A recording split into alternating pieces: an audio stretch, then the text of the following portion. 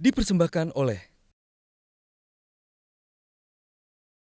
Pemirsa, bagaimana penanganan pasien COVID-19 yang terus bertambah di RSDC Wisma Atlet Kemayoran dan memastikan keselamatan tenaga kesehatan yang bertugas di sana. Untuk membahasnya kami telah terhubung dengan Kabid Komunikasi Publik Satgas COVID-19, Heri Trianto. Mas Heri, selamat siang. Selamat siang, Mas Kevin. Salam sehat. Salam sehat. Mas Heri, ini bagaimana memastikan keselamatan tenaga kesehatan yang bertugas di RSDC Wisma Atlet, Mas Heri?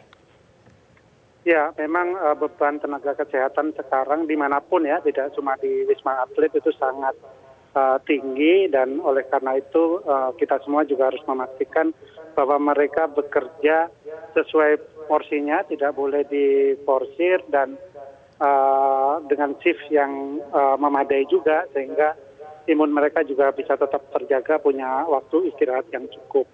Jadi saat ini juga kita di Satgas sedang merekrut relawan medis untuk sebagai backup jika penambahan pasien itu terus terjadi. Karena 2 hari yang lalu misalnya penambahan pasien di Wisma Atlet itu mencapai 700 pasien gitu ya.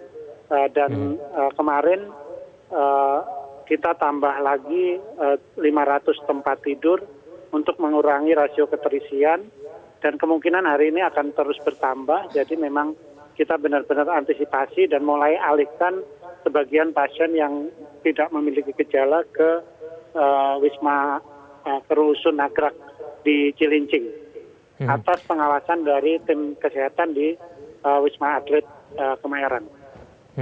Penambahan nakes sendiri di Wisma Atlet bagaimana, Mas Heri? Ya, selama ini kalau di Wisma Atlet memang cukup berat ya, karena kemarin juga diinformasikan tenaga kesehatan itu harus menangani sampai 3 lantai. Nah, ini yang menjadi konsentrasi juga, bagaimana dukungan tenaga kesehatan itu bisa dilakukan. Kemudian kita juga ada beban untuk menambah tenaga kesehatan di rumah susun Cilincing yang kemudian sudah disanggupin dari pemerintah Provinsi DKI. Ini kapasitas dari Wisma Atlet ini bisa ditambah berapa persen sih, Mas Heri?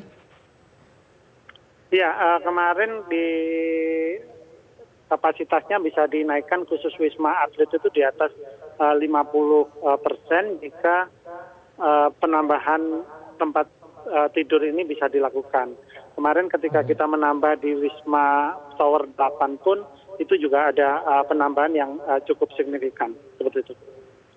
Kalau adanya nakes yang terinfeksi berarti masalahnya karena memang jumlah dari pasien yang terus bertambah dan kemudian nakesnya yang mungkin imunnya turun, begitu ya, Mas Heri ya?